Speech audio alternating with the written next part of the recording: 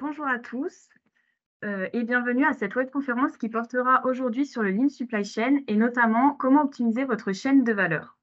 Je suis Stella Prina, stagiaire chez XL Group jusque fin juillet en tant qu'assistante marketing et communication. Cette webconférence sera animée aujourd'hui par François Quéré et Éric Huguer.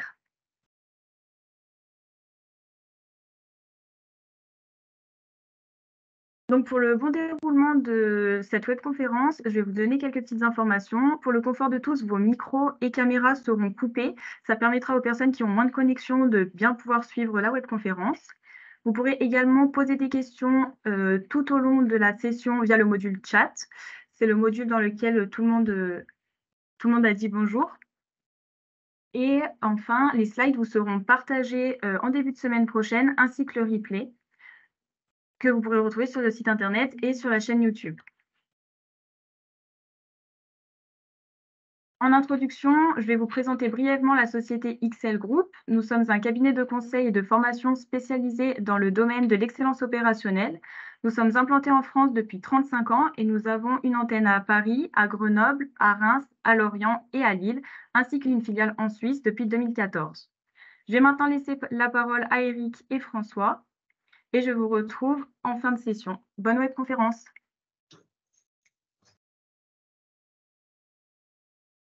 Bonjour à toutes et à tous. François, tu démarres par commenter le sommaire peut-être? Allez, bonjour à tous. On va vous faire cette webconférence en un certain nombre d'étapes. On va commencer d'abord par définir les enjeux de la supply chain et en quoi ils ont évolué les quelques dizaines de dernières années.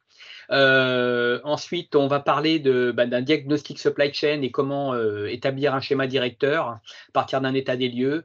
On rentrera un petit peu dans de la technique avec l'accélération des flux physiques d'une part, et puis d'autre part le pilotage avec le flux d'informations dans la supply chain. Et puis on terminera sur qu'est-ce que ça nécessite en termes de transformation de l'organisation et de montée en compétence du personnel. Voilà. Et puis on fera une petite conclusion et on essaiera de répondre au mieux à vos questions auxquelles on n'aurait pas pu répondre en live dans le chat. Voilà. Donc je vais laisser Eric démarrer. Merci François. Donc ce que je vous propose dans un premier temps, c'est de poser un peu on va dire les fondamentaux et les principales fonctions qu'on va trouver dans une supply chain. Donc on retombe sur des fonctions qui sont somme toute assez classiques, avec la logistique d'approvisionnement, la logistique industrielle et interne, et puis on va dire la logistique de distribution. Alors, euh, parallèlement à ça, on a une fonction qui est transverse et qui interagit à la fois sur la partie aval, amont et en interne. Et c'est elle, en fait, sur laquelle on va effectivement porter bon nombre d'efforts pour arriver à avoir une visibilité et quelque chose de relativement clair en termes de fluidité de l'information et des matières sur notre supply chain. Alors, une fois qu'on a posé en fait les différentes fonctions, et encore une fois, somme toute, sont assez classiques, après, on peut s'interroger sur qu'est-ce qui fait que une supply chain, on va la considérer comme étant efficiente ou relativement efficiente. Donc, si on commence par, on va dire, les activités de production, on va retrouver des choses qui sont assez du bon sens, entre guillemets, fabriquer au bon moment, avoir des moyens disponibles, avoir les capacités pour traiter la charge, bien sûr être productif, et puis avoir les bons sous-ensembles au bon moment et de bonne qualité. Donc on va retrouver des problématiques de qualité, de coût, de délai. Mais si on regarde un peu plus dans le détail, la simple phrase avoir des moyens disponibles derrière, c'est question de sûreté, question de disponibilité, question de fiabilité. Donc on va voir que ça peut nous entraîner sur des réflexions autour de notre maintenance. Est-ce qu'on est simplement sur du palliatif, sur du curatif, sur du préventif, sur du prédictif, etc., etc. Autre aspect euh, en termes de problématiques, plutôt là liées à la partie, on va dire, logistique de distribution. C'est avoir les bons stocks justes. Alors, juste parce que des fois, il subsiste encore des désynchronisations entre les stocks physiques et les stocks informatiques. Donc, avoir les bons stocks justes, positionnés au bon endroit dans notre chaîne de valeur. Expédier alors, et puis être flexible en cas d'aléa ou de changement de la demande client, c'est un des sujets qui est assez prégnant de nos jours, et on reverra comment éventuellement traiter ce sujet. Et puis du côté de l'approvisionnement, c'est de se dire comment est-ce qu'on a des fournisseurs et donc des sources relativement fiables, positionnés au bon endroit, qui sont suffisamment réactifs, mais pour lesquels on a négocié des partenariats, des commandes ouvertes, le fait qu'ils soient homologués, et puis bien évidemment avoir les bonnes matières premières au bon moment et au bon endroit. Et pour terminer sur les questions de planification, c'est comment avoir la certitude d'avoir le bon niveau d'information sur l'ensemble de ma chaîne de valeur, avoir les bonnes informations pour lancer, je dirais, les opérations de manière en cohérence, en tout cas, avec la demande client. Et puis, bien évidemment, avoir les bonnes informations, que ce soit des prêves, que ce soit des commandes, que ce soit des commandes fermes. Alors, là, on voit aussi, en termes de problématiques, c'est pas forcément mentionné très clairement ici, mais notamment sur les questions de produire-approvisionnement, on a toujours l'éternelle question, si je puis dire, du make or buy. Et là, si je puis dire, on pourra toujours trouver on va dire un Schtroumpf farceur qui nous calculera en fait un coût de sous-traitance qui sera moins cher entre guillemets que le coût interne, et ça nous orientera peut-être un peu trop rapidement sur de la sous-traitance, alors qu'en fait on a la capacité à traiter en interne. Et si je dis ça, c'est que ça peut avoir un impact assez important sur la maîtrise de la supply chain. Déjà parce que souvent, et c'est quand même ce qu'on a connu ces dernières années, les sous-traitants, ils sont plutôt positionnés dans des pays, on va dire, un peu lointains.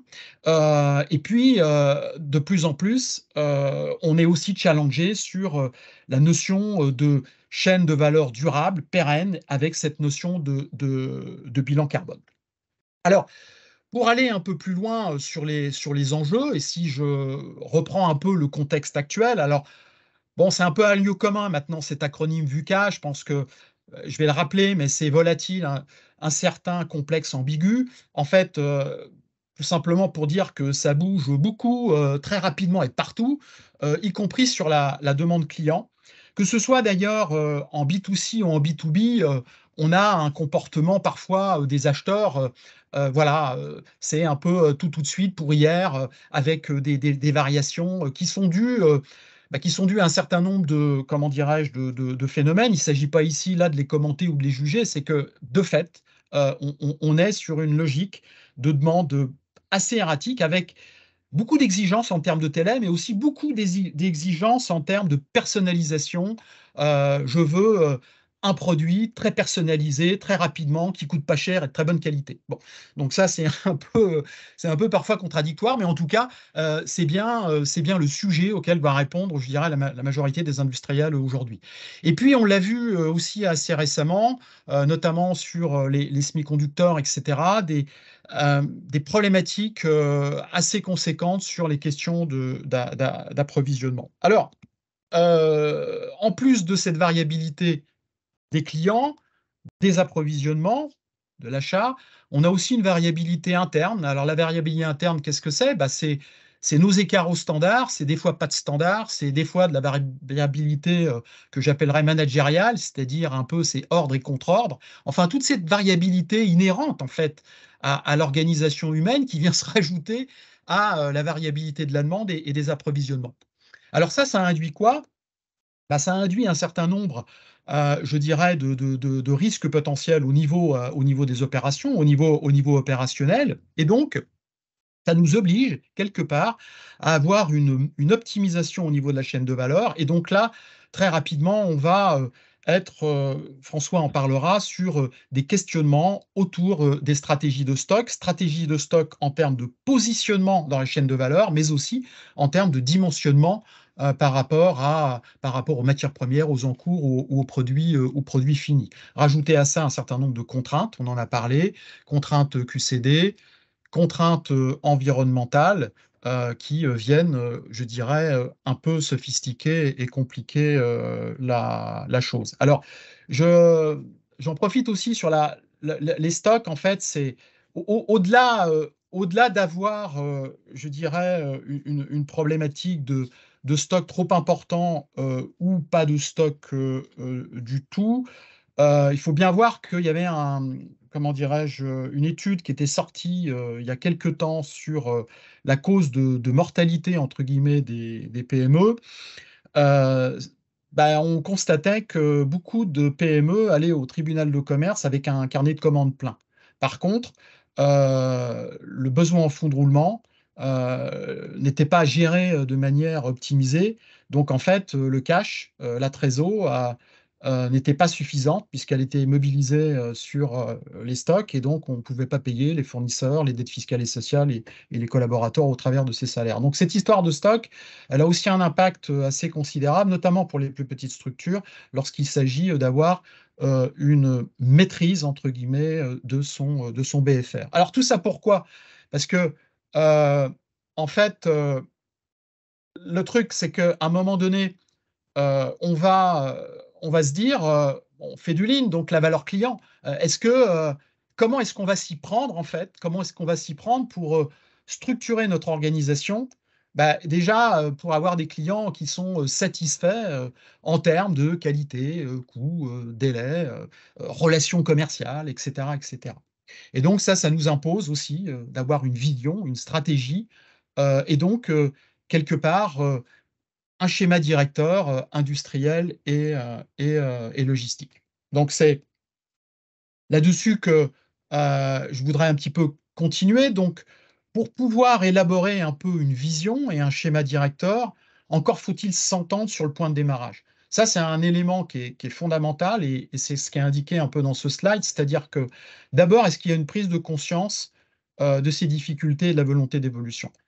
S'il n'y a pas de prise de conscience, ça sera difficile derrière d'aller construire, je dirais, un schéma et puis surtout une évolution possible avec l'organisation qui va bien. Donc, on positionne un diagnostic qui est préalable globalement à toute démarche de transformation. Ce qui est important, c'est que ce socle, en fait, ce n'est pas un audit, c'est un diagnostic. Donc, il faut qu'il soit factuel, bien évidemment, sans ressenti, avec la volonté d'un alignement et d'un partage avec l'équipe de management, les collaborateurs et puis les partenaires. Et puis, encore une fois, c'est ce qui est indiqué sur le quatrième bullet, c'est vraiment un constat objectif basé sur, on va dire, sur des données. Donc oui, un alignement des équipes sur la photo actuelle, un schéma directeur, et puis pour arriver de l'état existant à l'état cible, on définit un certain nombre d'actions prioritaires, on construit une roadmap, et puis on construit dans un mode collaboratif, parce qu'on va le voir, que ce soit en supply chain ou sur d'autres sujets, ce qui est important, c'est cette fameuse intelligence collective qui doit, je dirais, et qui est chère aux gens qui font du lean et donc à pouvoir promouvoir, je dirais, cette façon de faire. Et comme on dit, c'est une première opportunité d'embarquer les équipes. Alors, on cite toujours la phrase d'Einstein, c'est la folie, c'est de refaire toujours la même chose en s'attendant à des résultats différents. Voilà, c'est ce qu'on veut dire, c'est qu'à un moment donné, il doit y avoir une prise de conscience et puis la volonté d'aller de l'avant sur l'ensemble de ces sujets. Alors, ceci se fait principalement en suivant globalement trois étapes. Une première étape qui vise à préparer, à communiquer, c'est important hein, sur ces sujets-là. Le choix de la chaîne de valeur, à regarder si on regarde un périmètre global, surtout si on est sur du multisite, multi-pays, c'est-à-dire avoir un périmètre, un prototype. Ensuite, d'identifier, je dirais, les principaux processus et les principaux acteurs de la supply chain. Ça revêt un caractère très important si effectivement on est sur une logique où on a, je dirais, du multipartenaire et puis une chaîne de valeur assez dispersée, et enfin un plan de collecte de données pour arriver à rationaliser tout ceci. Alors, la deuxième étape, c'est la réalisation du diagnostic. Donc là, on est classiquement sur des entretiens, sur des observations, sur de la cartographie du flux de valeur. Donc là, François en parlera un petit peu après, c'est-à-dire qu'on va s'interroger et s'intéresser principalement avec les outils de type VSM, de VSM local ou de VSM étendu, de cartographie de la chaîne de valeur qui vont nous permettre de dégager en fait des points d'amélioration, des risques et des gaspillages. D'accord? Et enfin, troisième et dernière étape, c'est le diagnostic nous donne une vision sur la maturité, la définition du schéma directeur et du plan de transformation, construction de la roadmap, et puis ensuite des actions pour cibler et réorienter le tir en fonction de l'évolution de tel ou tel paramètre. Donc les livrables, ça doit être un diagnostic partagé, c'est-à-dire qu'on va faire une VSM cible, on va faire une VSM étendue, et puis peut-être on va aussi utiliser dans certains cas un peu d'analyse de risque avec quelques outils au travers de l'AMDEC pour arriver en fait à un positionnement de la maturité de l'entreprise sur l'ensemble je dirais des axes qui composent en fait la chaîne logistique. Et puis pour aboutir à une roadmap qui doit en fait permettre déjà de poser une vision, de s'assurer que tout a été fait pour contenter entre guillemets les clients et l'organisation interne. Et là, vous voyez dans le schéma, on a rajouté le côté système d'information et ERP. On l'a vu, hein, il y a, je dirais, des problématiques d'achat, des problématiques de distribution, des problématiques, on va dire, de lancement, d'ordonnancement. Donc, récurrent à ça, on a beaucoup de transactionnels, que ce soit sur des sujets, on va dire, liés aux stratégies d'approvisionnement, aux stratégies de planification. On va devoir manipuler des expressions de besoin, des ordres d'achat, des commandes d'achat, des commandes de vente, des commandes ouvertes, etc. Donc là, le système d'information, il revêt un caractère particulièrement important.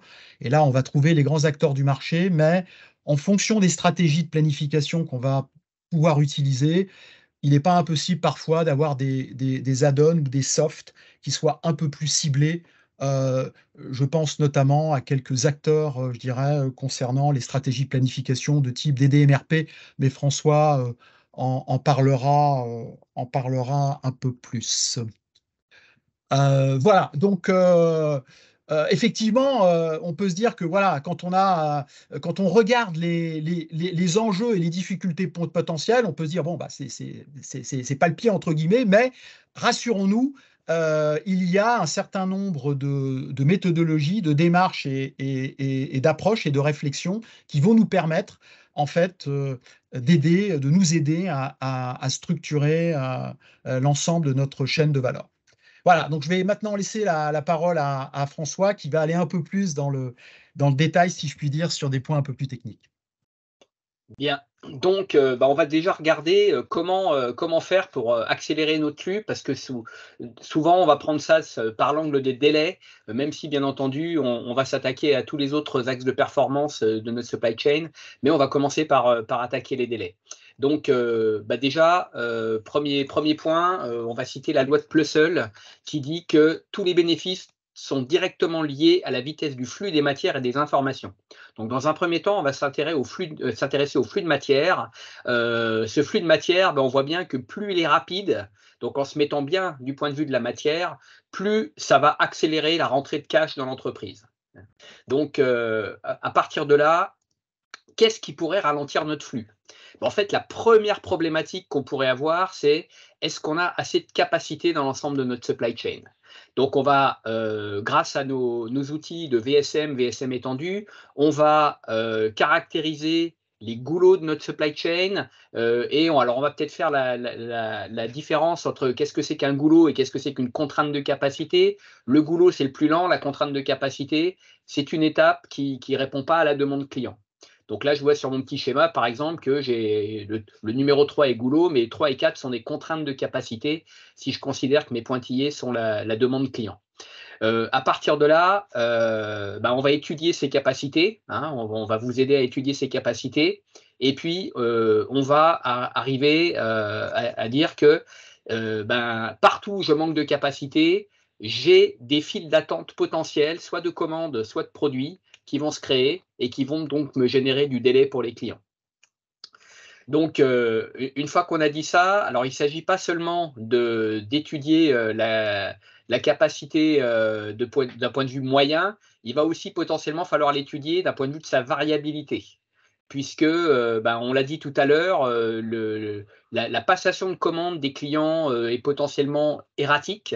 Et donc, il faut être capable d'encaisser de la variabilité. Alors, cette variabilité, on peut l'encaisser, bien entendu, avec des stocks, mais on va aussi l'encaisser si on peut, et si on a la chance d'avoir des process avec une capacité flexible, avec de la flexibilité de capacité. Et donc, on pourra voir qu'il y a des règles qui permettent de dimensionner des capacités en fonction du niveau de service souhaité et du délai client qu'on veut offrir. Ensuite, quoi d'autre peut ralentir le flux? C'est d'avoir des stocks non maîtrisés. Donc, un stock non maîtrisé, c'est un stock qui peut monter, qui peut baisser de façon incontrôlée, en général généré par du flux poussé, hein, toujours généré par du flux poussé. Cette file d'attente ou ces stocks qui sont non maîtrisés, ça va nous générer du délai. Autre phénomène, si je ne maîtrise pas mes stocks et que j'arrive dans une zone où j'en ai trop peu, voire je suis à la rupture, je vais me trouver dans une situation où mes produits vont attendre parce qu'ils vont attendre un composant, hein, et donc on va générer du délai à nouveau pour nos clients. Une fois qu'on a dit ça, pour éviter les ruptures, il va falloir fiabiliser nos fournisseurs en travaillant avec eux. Donc là, on va travailler sur des notions de contrat logistique, par exemple, où on va définir des standards avec nos fournisseurs, dont certains, bien entendu, seront rentrés dans nos systèmes d'information, comme des délais, des quantités de commandes, mais on va aussi définir des modalités de travail avec nos fournisseurs, tels que quel flux d'informations on veut entre nous, par exemple, qu'est-ce qu'on se dit en termes de prévision, quel est le niveau de transparence qu'on a ensemble pour garantir un bon partenariat. Ensuite, on va remettre une petite couche sur ce que disait Eric tout à l'heure, hein. Des stocks non maîtrisés, c'est de la trésorerie qui n'est pas maîtrisée et de la capacité d'investissement qui du coup est potentiellement réduite, ou en tout cas pas maîtrisée, pas prédictible par rapport à ce qu'on risque d'avoir, par exemple, en fin d'année pour faire nos budgets. Ensuite, Eric a parlé tout à l'heure de stratégie de stockage. La question, c'est dans notre supply chain, est-ce qu'il faut mettre des stocks? Si oui, où est-ce qu'il faut les mettre? Et surtout, un stock, ça sert à quoi? Donc, un stock, première chose, ça sert à comprimer un délai pour un client. Donc, par exemple, ici, j'ai entouré un stock de produits finis qui va nous servir à pouvoir livrer immédiatement nos clients. Donc, la question, c'est où est-ce que je veux mettre ces stocks et comment est-ce que je vais pouvoir comprimer les délais pour les clients en fonction d'un délai de marché ou d'un délai d'opportunité ou d'une profondeur de carnet de commandes, par exemple. Ensuite, je vais me poser la question de qu'est-ce que je veux protéger, hein. Imaginons que ma fabrication, ici sur le petit dessin, c'est le goulot, je vais vouloir le protéger. En plus, j'ai de la variabilité sur des appros, donc il va falloir que je mette du stock pour protéger ma fabrication parce que je ne veux pas qu'elle s'arrête, hein. Donc, je vais me protéger contre de la variabilité. Et là, du coup, je vais positionner du stock de matières premières, par exemple. Et puis, dernier point, c'est que je peux mettre du stock pour profiter d'un effet de levier. Par exemple, j'ai un point de rencontre au niveau de l'assemblage. Il suffit qu'un composant manque pour que mon assemblage soit arrêté et que je mette du délai pour le client. Donc, je vais sécuriser mes stocks de tous mes composants. Ou alors, j'ai des points de différenciation retardés dans mon process et je vais me dire, je vais plutôt positionner mon stock tant qu'il est indifférencié, plutôt que de mettre plein de stocks, de plein de produits différents ou plein de sous-ensembles différents. Et puis la même question va se poser d'ailleurs sur des processus de distribution, hein, dans la chaîne de distribution. Est-ce que j'ai intérêt à mettre tous mes produits dans des centres de distribution locaux ou régionaux, ou alors est-ce que il vaut mieux que je les centralise? Et ça, bon, on va voir que ça dépend un petit peu des classes de produits et de la variabilité de consommation dans les régions, et bien entendu des délais acceptables par les clients. Donc, on va travailler sur tous ces sujets-là pour définir une stratégie de stockage. Et puis, une fois qu'on a fait ça, alors stratégie de stockage, comme le disait Eric aussi, hein, c'est où est-ce que je les mets. Après, la question, ça va être comment je les dimensionne, hein, et comment je veux les gérer. Et donc, sur la gestion de ces stocks, je vais déjà me poser la question, on a une formule classique pour calculer un stock moyen qui dit que c'est un stock de sécurité plus la moitié de la taille de lot. Donc, on voit bien que la taille de lot est un levier pour réduire nos stocks, et on verra après aussi pour les sécuriser. Donc, tout d'abord, on peut réduire les tailles de lot avec des stratégies de transport. Par exemple, on va supposer, j'ai plein de fournisseurs locaux qui sont pas très loin de chez moi, ils me livrent tous un camion par semaine, ou alors j'ai pas mal de fournisseurs, par exemple en Europe de l'Est, qui me livrent tous aussi une fois par semaine.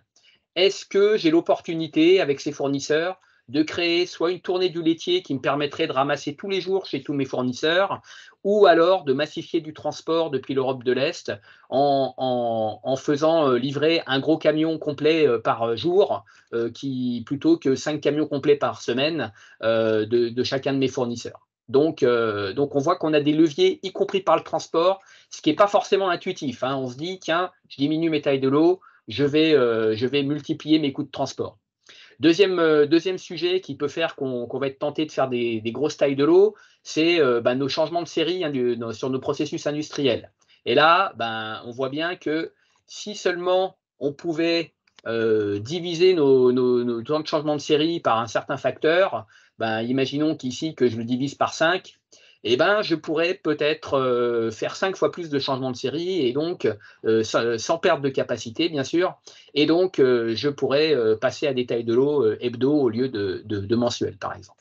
Donc ça, c'est des leviers qui sont intéressants, pour lesquels des tailles de lot idéales, ça se calcule, pas forcément avec la formule classique de Wilson, et donc c'est des choses vraiment, vraiment intéressantes à faire, qui vont vous rendre plus flexible, en tout cas par rapport à la demande client. Donc là, on a parlé de l'accélération du flux physique. Maintenant, la question, c'est comment est-ce qu'on va gérer ces stocks et comment on va piloter notre supply chain avec les bons flux d'informations, et j'ajouterai aussi avec le bon partage d'informations entre les différents partenaires. Donc là, on va reciter la loi de Plussel. On a dit que les bénéfices sont liés à la vitesse du flux des matières et des informations. Et donc, la question, c'est le flux de matière pertinent, c'est quoi? C'est le bon produit au bon moment, hein, au bon endroit. Pour avoir le bon produit au bon moment, au bon endroit, il faut avoir eu un flux d'informations pertinentes pour pouvoir prendre les bonnes décisions au bon moment. Alors, qu'est-ce que ça va nous permettre d'éviter, ce bon flux d'informations pertinentes? Tout d'abord, on va citer l'effet coup de fouet. L'effet coup de fouet, on en a eu des beaux exemples avec le Covid, des ruptures de masques, des surstocks de masques, des ruptures de pâtes dans les rayons des supermarchés. Ensuite, on s'est retrouvé avec des surstocks de certains produits. On a eu l'exemple de l'huile, où on n'avait plus d'huile dans nos supermarchés. Et puis, on s'est retrouvé ensuite avec un surstock d'une référence d'huile parce qu'on avait trouvé une source d'approvisionnement. Donc, en tout cas, ça, c'est des exemples vécus personnellement, et je suis certain par personne, tout le monde a vécu cet effet coup de fouet à différents moments ces dernières années. Donc ensuite, alors c'est quoi des informations pertinentes, et notamment dans quel horizon, hein, dans quel horizon les informations sont-elles pertinentes? Par exemple, à court terme, c'est quoi les bonnes informations sur la demande client? C'est des commandes, voire des grosses commandes, hein.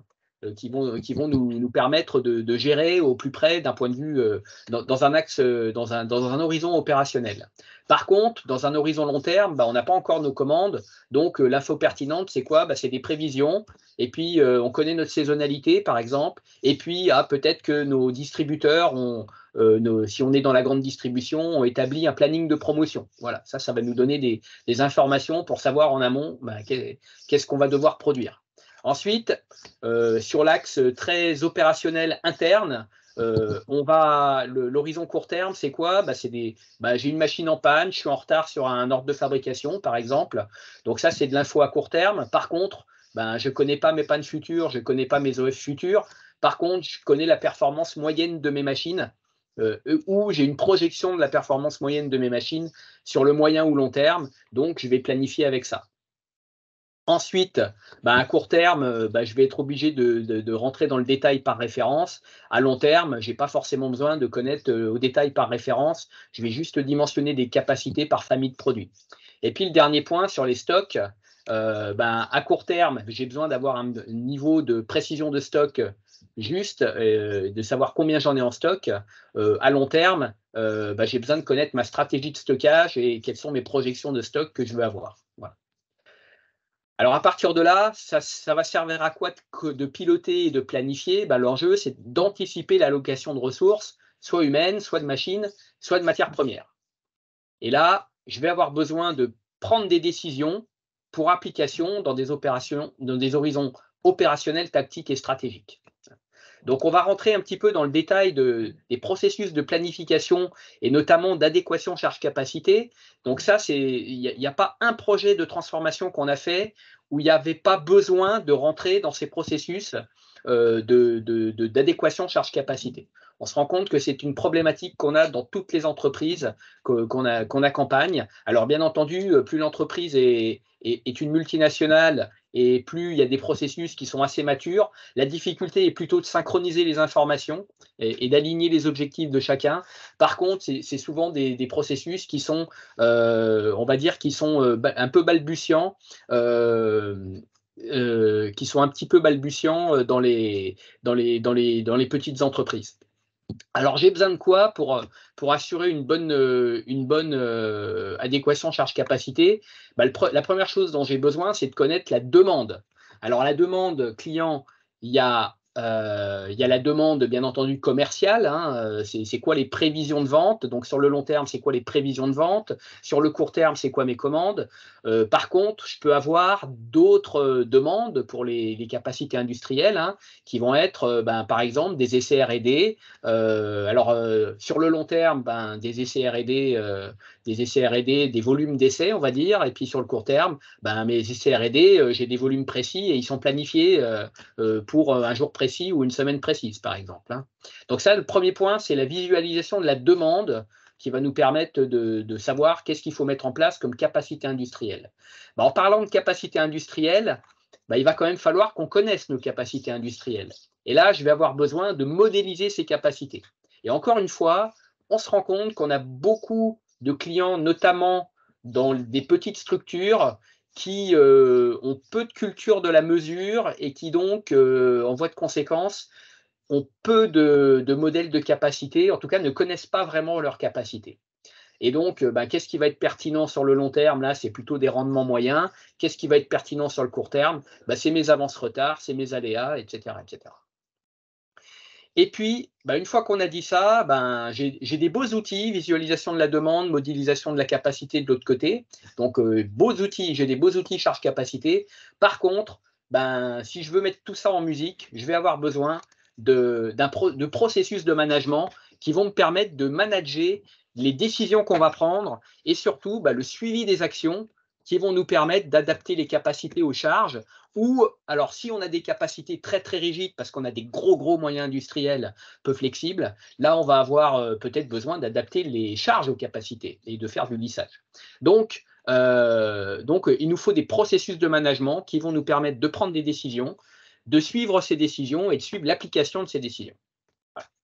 Et donc, à différentes mailles, bien entendu, plus on regarde à long terme, moins on a besoin de faire ça souvent. Et plus on regarde à court terme, plus on a besoin de faire ça tous les jours. François, on avait une question sur quel outil en fait on utilise pour l'adéquation charge-capacité.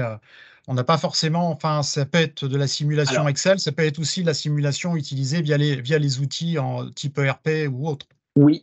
Alors effectivement, les ERP peuvent vous permettre de faire ça. Alors, si je pars de la demande, la visualisation de la demande peut être assez complexe parce que quand on est dans des grosses structures, il faut agréger la demande qui vient d'un peu toutes les régions, il faut agréger ça par des dispositifs de distribution, il faut agréger ça par horizon de temps, etc., etc.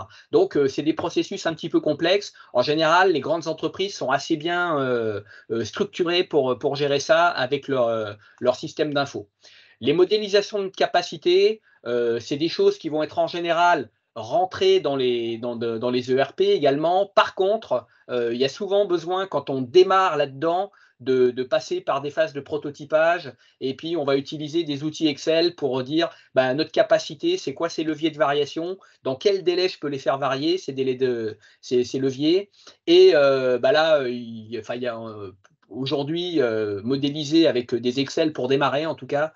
Donc souvent, nous, quand on travaille, et notamment avec des petites entreprises, on commence par des modélisations Excel.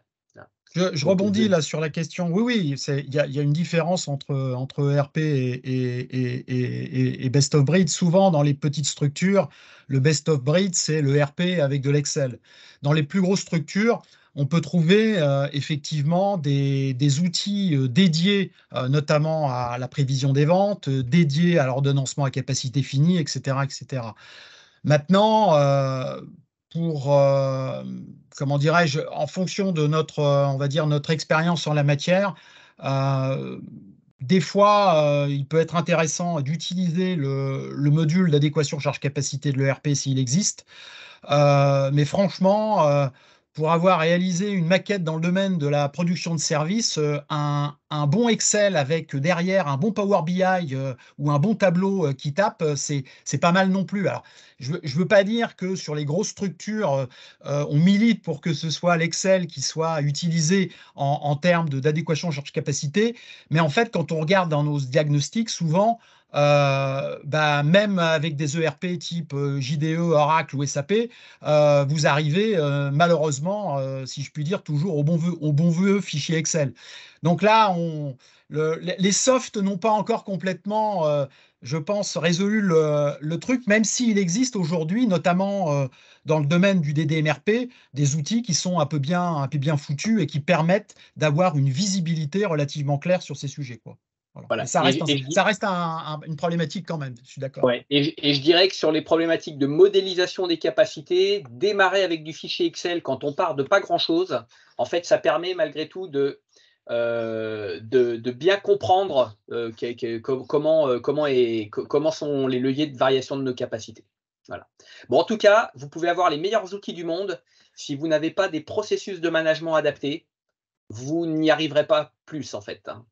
Parce que derrière, processus de management, ça veut dire alignement d'objectifs et ça veut dire partage d'informations et ça veut dire surtout des décisions et des actions à suivre. Voilà. Donc ensuite, on va se poser la question de quelle méthode de gestion de nos stocks. Et là, on va faire un petit zoom sur 3 méthodologies. La méthodologie MRP, donc Material Requirement Planning, au cas où il y ait la question sur le chat.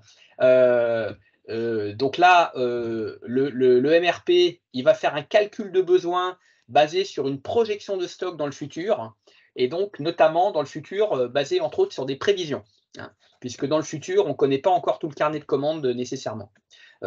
Ensuite, il y a la méthode assez classique du flux tiré avec le Kanban, où là, c'est juste un réapprovisionnement sur seuil qu'on va avoir, et en fait, on calcule notre Kanban basé malgré tout sur des prévisions, mais on n'utilise pas la prévision dans le calcul du tout, ni même d'ailleurs les commandes, on se contente de recompléter. Et puis le DDMRP, C'est une méthode qui a vu le jour au début des années 2010, donc développée par le Demand Driven Institute aux États-Unis et qui a un petit peu révolutionné, qui est en train de révolutionner le monde de la supply chain. Pour info, la France est le premier marché mondial d'ailleurs sur le DDMRP. Hein. Puisqu'apparemment les Français ont compris plus vite ce que ça pouvait apporter à leurs organisations. Et donc là, la mécanique en fait de calcul de besoin est un petit peu différente, puisque on va utiliser des prévisions pour les dimensionnements de ce qu'on appelle des buffers. Par contre, on ne va pas utiliser du tout les prévisions pour le calcul de besoin. Et en plus, on a des buffers qui vont être beaucoup plus dynamiques, recalculés tous les jours, et qui vont rendre tout ça beaucoup plus robuste et avec un calcul de besoin qui est beaucoup plus pertinent. Donc, la problématique des prévisions, on a dit, c'est que est-ce qu'elles sont justes? Et on voit que dans notre monde de VUCA, donc je répète, volatile, incertain, complexe, ambigu, j'ai vu qu'il y avait eu la question dans le chat, en fait, les prévisions sont plus compliqué à faire qu'il y a quelques dizaines d'années, par exemple, où on avait très peu de produits et en gros, on vendait tout ce qu'on produisait. Le calcul de Kanban, par contre, c'est un outil incroyablement simple et puis facile à utiliser et fiable, à condition d'avoir une certaine stabilité de la demande, ce qui, dans le monde VUCA, n'est pas non plus gagné. Et donc, le DDMRP est une alternative qui prend le meilleur des deux, en fait, hein, pour effectuer les calculs de besoin. Et donc, après, la question pour la gestion de stock, c'est quel système d'information on va utiliser. Donc, le système d'information le plus utilisé aujourd'hui dans l'entreprise, c'est du MRP. Hein. Donc, c'est le module MRP de votre ERP qui va vous faire ce travail. Il faut savoir que le MRP, c'est un outil relativement complexe que les gens des services supply chain souvent ne comprennent pas bien, en tout cas n'en maîtrisent pas tous les paramètres, où il y a énormément de paramètres, où souvent il n'y a personne dans l'entreprise qui sait à quoi servent tous les paramètres. Le résultat de tout ça, c'est qu'on a moyennement confiance dans le système parce qu'on n'a peut-être pas mis les bons paramètres par méconnaissance, et on utilise donc des fichiers Excel pour pallier à tout ça. Et je dois dire que 80% des clients chez qui on intervient font du MRP sur Excel. Hein. Et notamment dans des petites structures, pas trop dans les grandes structures. Donc une fois qu'on a dit ça, quel système d'information? Alors le Kanban, c'est quelque chose qui peut être, par exemple, quand on est à l'intérieur d'une usine complètement manuelle, hein, par exemple, là où on peut on va complètement s'affranchir d'un système d'information. Ça va être des cartes et dans certaines conditions, ça va très très très bien marcher. Le MRP, s'il est bien paramétré avec des prévisions plutôt fiables, ça peut marcher aussi. Maintenant, le DDMRP va vous permettre d'avoir des stocks pertinents avec des prévisions qui ne seront pas forcément meilleures qu'avant. Voilà. Donc, alors le DDMRP, pour en parler encore un petit peu, les grands éditeurs de RP ont mis en place des modules DDMRP. Maintenant, on a beaucoup d'entreprises qui partent plutôt sur des logiciels qui vont s'interfacer avec les ERP. Des logiciels qu'on appelle SaaS, comme Software as a Service, ou qui vous dispensent complètement d'une infrastructure et qui ont des connecteurs avec la plupart des MRP. Donc, une fois qu'on a dit ça, maintenant, on voit que on va mettre en place un certain nombre de choses sur nos flux physiques, sur nos flux d'informations. On a défini notre schéma directeur. Maintenant, tout ça, ça va faire beaucoup de changements pour l'entreprise. Donc là, je vais laisser Eric introduire cette partie. Alors, on l'a vu, en fait, on est quand même sur des, comment dirais-je, sur des changements ou sur des problématiques relativement systémiques, relativement complètes, puisque quand on va s'adresser sur ce type de problématique ou de sujet, on va forcément à un moment donné aborder des questions de structure, d'organisation, notamment au niveau de la planification, de l'ordonnancement, centralisé, décentralisé. Si on décentralise, est-ce que on met, je dirais, les gens qui vont faire de l'ordonnancement lançant au niveau des unités de production, ou est-ce qu'on reste quand même attaché à la logistique, à la supply chain? Enfin, on voit bien que sur ces sujets-là, de structure organisation, on va forcément avoir des questionnements. Après, comme le disait François, vous pourrez avoir un bel organigramme, une vraie structure et puis des beaux outils. S'il n'y a pas de process véritablement mis en place, eh bien, ça peut pas forcément produire les bons résultats. Donc, une structure d'organisation, des process, des outils également. On en a parlé. Aujourd'hui, avoir une supply chain performante et efficiente sans un système d'information qui l'est également, c'est un peu compliqué, j'ai envie de dire. Et puis, last but not least, c'est plutôt les rituels et le pilotage. Même si on est dans des environnements très informatisés, très digitalisés, on ne peut qu'à un moment donné recommander des rituels et du pilotage entre les différents départements. Parce que il est clair qu'à un moment donné, on va se retrouver à gérer des arbitrages. Si on prend par exemple le plan industriel et commercial, gérer des arbitrages entre la vente, la production, la finance pour la gestion des stocks, etc. Donc, le fait d'avoir des outils, une structure et des process, c'est parfait, j'ai envie de dire, mais aussi d'avoir un système qui nous amène à mieux piloter et à aborder des rituels de manière assez formalisée, assez structurée. Ça, c'est quelque chose qui nous permet en fait de mettre entre guillemets la cale dans le système et de permettre de faire perdurer les changements et de l'organisation. Alors, je vois, j'ai une question là. Qu'est-ce qu'on fait entre le digital 4.0 et 5.0? Bon, nous, on ne fait pas grande différence, si ce n'est qu'aujourd'hui, on est plutôt là sur des buzz marketing. Donc, le 4.0, c'est un peu ce qui vient de se passer, entre guillemets, donc d'amener tout ce qui est collecte de la data, le cloud, tout ce qui est analytics, tout ce qui est IoT pour aller capter les données directement sur le sujet.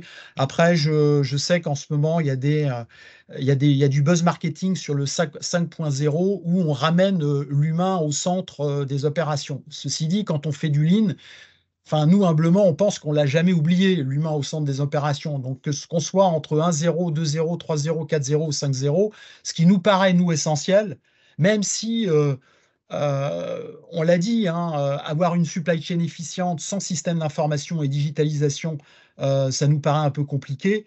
Mais ce qui est essentiel, c'est d'avoir des gens qui soient engagés avec de l'autonomie et dont le métier est porteur de sens.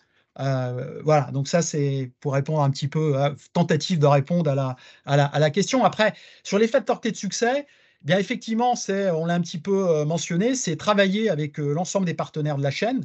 Donc ça peut être des partenaires, ça peut être des 3PL, hein, si on est en prestataire logistique, ça peut être des gens qui nous aident à bâtir du système d'information, etc. C'est comprendre les goulots. On a quelque part dans les chaînes de valeur, on a parfois de la difficulté à clairement positionner le goulot d'étranglement. Tout simplement parce que, qu'en fait, parfois, en fonction des process, le goulot, il est mobile. Et donc, quand on se retrouve dans cette configuration, c'est pas si simple, entre guillemets. Surtout si le goulot est mobile dans un environnement de flux jugé comme étant relativement complexe. Donc ça, c'est comprendre les goulots, c'est important parce que, on l'a vu tout à l'heure, le goulot, il doit être protégé. C'est-à-dire qu'à un moment donné, on peut avoir une protection en amont et en aval. Mais ce qui est important, c'est que le goulot, il ne peut pas perdre 1 heure. Perdre 1 heure sur le goulot, c'est perdre forcément 1 heure sur le process complet. D'accord? Ce qui n'est pas le cas d'autres postes de travail. Donc là, il y a une vraie problématique d'avoir une très bonne compréhension du goulot d'étranglement. Après, passer d'une optimisation locale à globale avec des objectifs communs, alors ça, c'est toujours un vœu pieux, hein, mais on sait bien, il y a souvent des distensions entre voilà, la vente, la production, les achats. J'achète à moindre coût, mais ma qualité n'est pas là, donc les rendements ne sont pas très bons en production, mais les acheteurs, ils sont incentivés sur l'écart prix d'achat, etc., etc. Donc ça, c'est un peu notre lot quotidien chez XL, c'est comment faire passer, je dirais, voilà, l'optimisation locale à l'optimisation globale. Bon, simplifier les processus, on est tous d'accord pour le faire. Il n'y a pas plus compliqué que simplifier un processus. Des fois, ça paraît simple, mais ça ne l'est pas. Donc ça, c'est vraiment un enjeu. Et puis, on l'a dit aussi, notamment pour les plus petites structures, mesurer les impacts des changements sur la société de l'entreprise. C'est que encore une fois, je le répète, il y a beaucoup de PME qui se retrouvent en difficulté majeure. Qu'est-ce que j'entends par difficulté majeure? C'est de se retrouver au tribunal de commerce avec un carnet de commandes plein ou en tout cas avec une bonne visibilité, mais pas suffisamment de trésor pour aller payer ses fournisseurs, ses dettes fiscales et sociales et ses salaires. Et aujourd'hui, même si les banques délivrent toujours des lignes de caisse, le pourcentage, enfin le taux d'intérêt, il monte. Et puis, quand il y a vraiment un problème, la banque arrête de vous financer. Et donc, derrière, ça peut être compliqué. Donc, vraiment, la maîtrise de la chaîne de valeur a vraiment un sujet très prégnant pour les petites structures qui se voient au niveau de leur maîtrise du besoin en fonds de roulement. Antoine, si tu peux continuer. Ouais. Donc, alors ensuite, on a dit tout à l'heure que potentiellement, passer d'une chaîne de valeur actuelle à une chaîne de valeur cible avec un nouveau schéma directeur, on a dit aussi que les business avaient eu tendance à se complexifier avec des délais de plus en plus courts, mais avec des supply chains de plus en plus longues, avec la multiplication, l'explosion du nombre de produits disponibles sur le marché. Tout ça, ça crée de la complexité et on se rend compte chez de nombreux clients que les gens sont encore organisés comme quand ils avaient une supply chain des années du XXe siècle, alors qu'on est déjà bien avancé dans le XXIe siècle. Et donc, il est important de monter les gens en compétences et des fois même de revoir complètement notre organisation et notre cartographie de compétences. Pas plus tard qu'hier, j'avais une responsable d'un service supply chain qui me disait qu'aujourd'hui, dans les recrutements, on était passé par exemple de Bac+2 à Bac+5. Et quitte à prendre le risque que des Bac+5 s'en aillent au bout de 2 ans, parce que oui, mais en 3 mois, ils étaient opérationnels et par exemple, ils pouvaient apporter des choses sur l'amélioration des process. Alors, maintenant, je ne suis pas en train de dire qu'on ne peut pas employer des Bac+2 dans des services supply chain. Par contre, il faut prendre en compte qu'il y a une montée en compétences nécessaire des équipes. Hein, et donc, il y a aussi un accompagnement du changement important à faire. Donc, la montée en compétences, déjà, elle est plus facile si on arrive à simplifier les process, comme le disait Eric tout à l'heure. Et après, il va falloir prévoir un petit peu de formation dans nos processus, dans notre transformation. Donc, il va falloir de l'accompagnement, de la formation, et former une fois ne sera peut-être pas suffisant, en fait. Donc, à partir de là, il va falloir qu'on ait une organisation, un niveau de ressources cohérent avec les flux et leur complexité pour éviter un mauvais pilotage dans les équipes. Donc, en fait, pour qu'un changement marche bien, il faut de la vision, il faut arriver à motiver les équipes, il faut les bonnes compétences, il faut le bon niveau de ressources et il faut un bon plan d'action. Et donc, si on a tout ça, on a un changement qui ne se passe pas trop mal. Si on n'a pas la vision, on va créer de la confusion. Les gens ne vont pas savoir pourquoi il faut changer. Si on n'arrive pas à motiver les équipes, notre transformation ne va pas être très rapide. Si on n'arrive pas à avoir les bonnes compétences au bon endroit, on va créer beaucoup d'anxiété. parce qu'on va mettre des nouveaux outils en place, des nouveaux process en place, les gens ne vont pas savoir quoi en faire, ça va créer beaucoup de stress et d'anxiété. Si on n'a pas les bons niveaux de ressources, les gens vont plus savoir où donner de la tête, même s'ils sont compétents, et ça va créer beaucoup de frustration parce qu'ils n'auront pas le temps de faire tout ce qu'ils ont à faire. Et puis enfin, le dernier point, c'est si on n'a pas de plan d'action et un bon pilotage de plan d'action, potentiellement on a un faux départ, ou en tout cas on va partir en ordre dispersé. Donc, cet accompagnement du changement, il est fondamental et il convient de bien prendre en compte ces 5 composantes pour embarquer les équipes et en particulier les équipes des services supply chain. Donc ensuite, on est en train de dire que c'est des métiers qui doivent se professionnaliser. On rencontre beaucoup de PME où c'est par exemple un responsable de prod qui fait de la planif, où les fonctions sont un petit peu diluées dans l'organisation. Et là, on se rend compte que si on n'a pas une vraie professionnalisation de ces métiers, gérer des flux très complexes, ça devient compliqué. Donc, on a un certain nombre d'outils pour lesquels qu'il faut que les gens maîtrisent.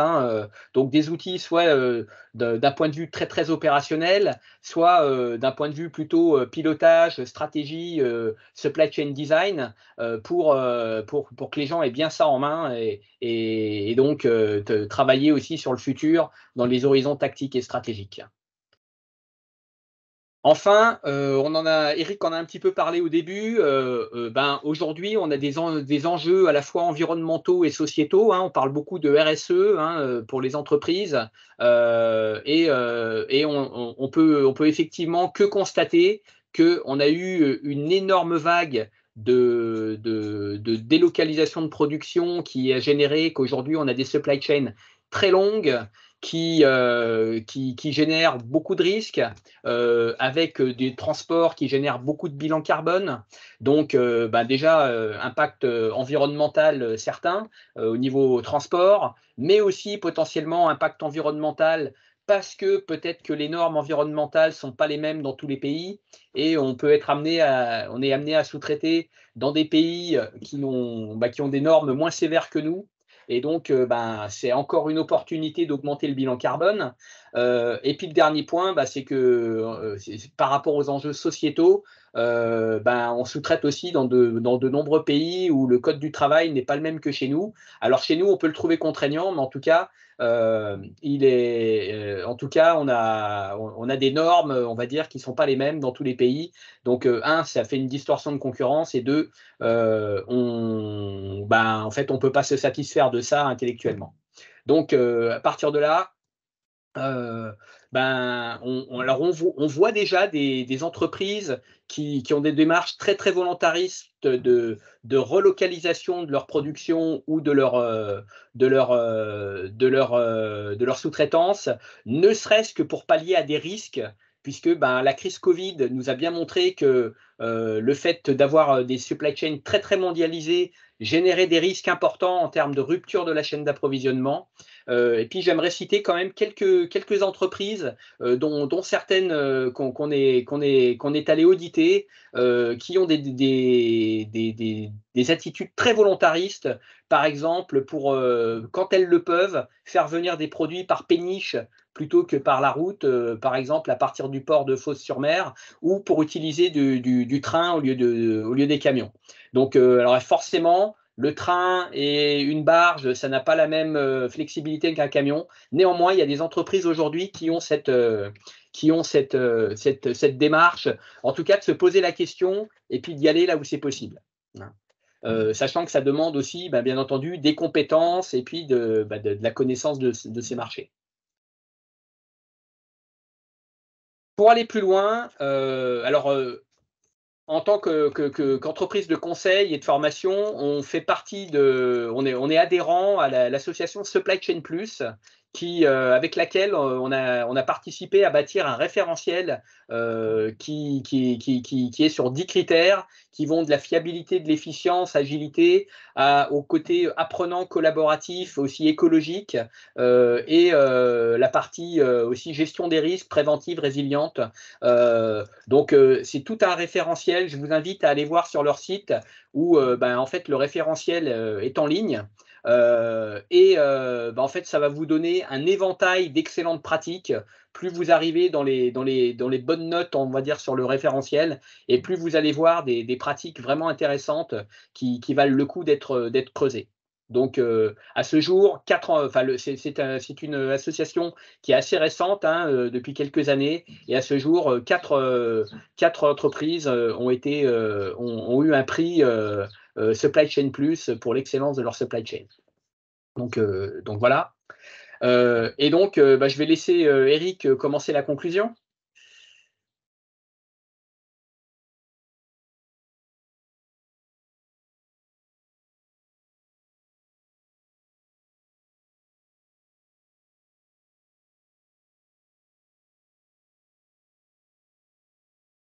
Alors, ce qu'on peut dire, on l'a un peu vu tout au long, je dirais, de la présentation. En fait, nous, on est originaire, entre guillemets, du Lean. Alors, du Lean qu'on appelle un peu originel, c'est-à-dire, et pour reprendre un peu les différents commentaires qu'il y a eu, et on souscrit vraiment à cette logique, je dirais, de Lean un peu humaniste, même si on sait faire de la technique. En tout cas, ce qu'on observe, c'est que de plus en plus, voilà, on nous interroge sur des questions de supply chain et qui nous apparaît difficile, qui nous est difficile de distinguer en fait les deux. Et c'est pour ça que on fait effectivement, il n'y a pas de ligne sans projet sur les processus supply chain, et puis il n'y a pas vraiment de supply chain efficiente sans lean management. Alors après, nous on rentre pas dans des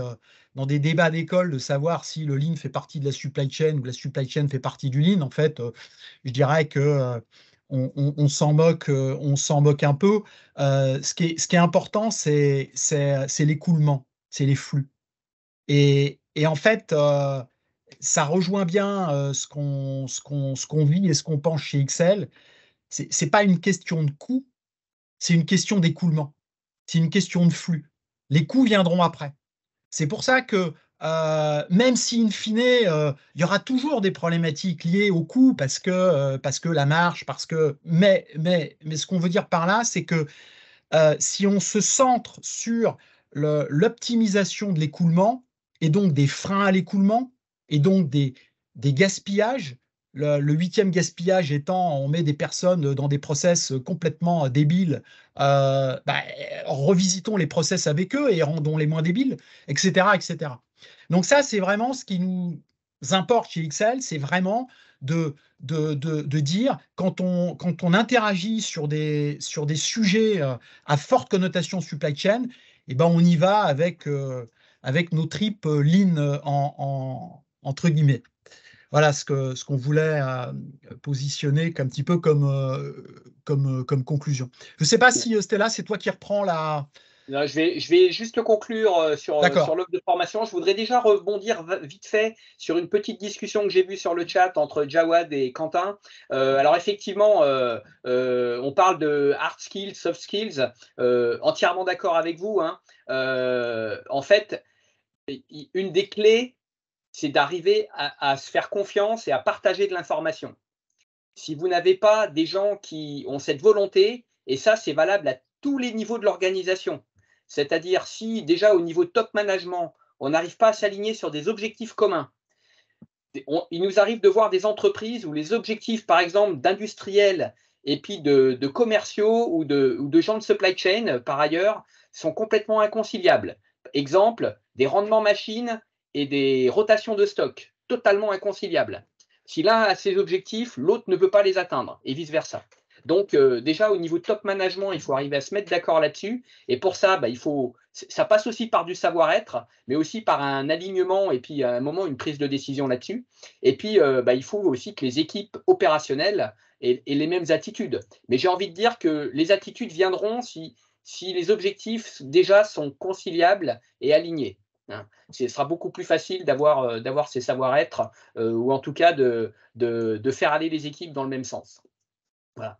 Alors, sinon, on voulait conclure aussi pour dire qu'on a parlé de montée en compétence des équipes et pour faire ça, on a une offre de formation aussi. Donc, juste pour vous dire qu'on a 3 formations prévues en septembre et octobre. Une qui s'appelle ligne et opération en supply chain, plutôt destinée à des opérationnels. Une qui s'appelle management ligne de la supply chain, plutôt destinée à des managers ou à des chefs de projet supply chain. Et puis une formation Demand Driven Planner. Donc là, c'est sur le DDMRP qui est en septembre aussi. Voilà. Donc, si vous avez besoin d'informations, vous avez toutes les informations sur notre site web.